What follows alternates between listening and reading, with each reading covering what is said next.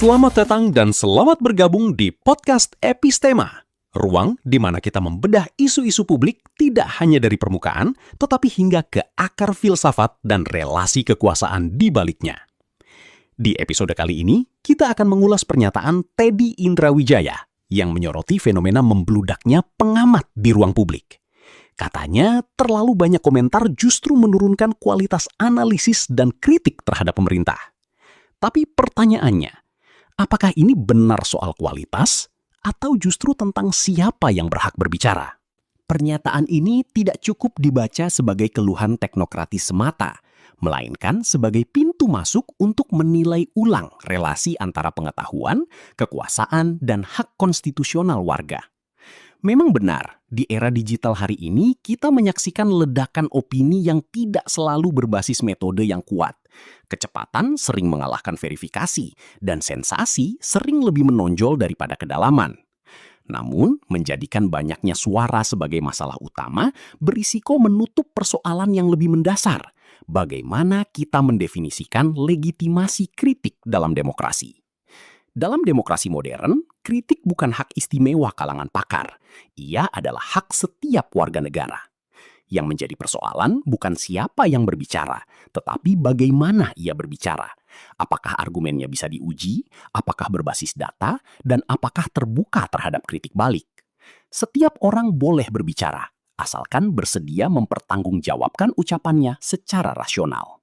Dalam kerangka filsafat tata negara, gagasan ini sejalan dengan pemikiran Jürgen Habermas tentang ruang publik deliberatif, di mana legitimasi kekuasaan lahir dari pertukaran argumen yang rasional dan inklusif. Artinya, kualitas diskursus tidak dijaga dengan membatasi siapa yang boleh bicara, tetapi dengan memastikan semua pihak, baik warga maupun negara, tunduk pada standar yang sama, data, fakta, dan argumentasi yang bisa diuji. Namun, dari perspektif filsafat kritis, kita juga perlu waspada. Michel Foucault mengingatkan bahwa pengetahuan selalu terkait dengan kekuasaan. Ketika ada upaya untuk menentukan mana kritik yang valid dan mana yang tidak, kita perlu bertanya, siapa yang menentukan standar itu? Dan untuk kepentingan siapa? Dalam konteks ini, tuntutan agar kritik berbasis data tidak boleh berhenti pada masyarakat saja.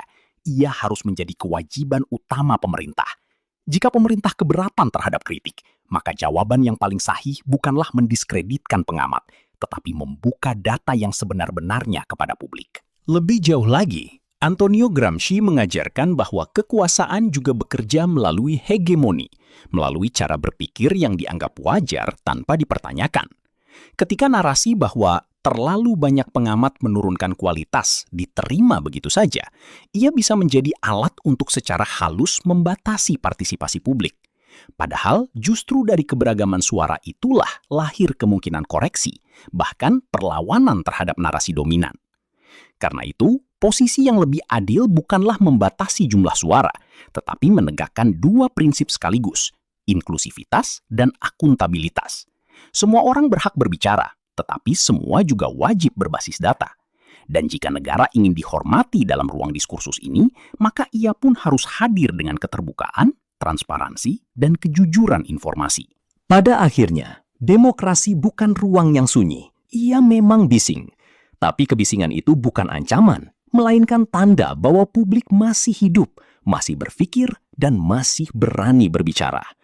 Yang menjadi pertanyaan bukan lagi bagaimana meredam suara-suara itu, tetapi bagaimana menjawabnya dengan kebenaran yang bisa diuji bersama. Terima kasih sudah mendengarkan. Sampai jumpa di episode berikutnya. Tetap kritis, tetap rasional, dan jangan pernah berhenti mempertanyakan.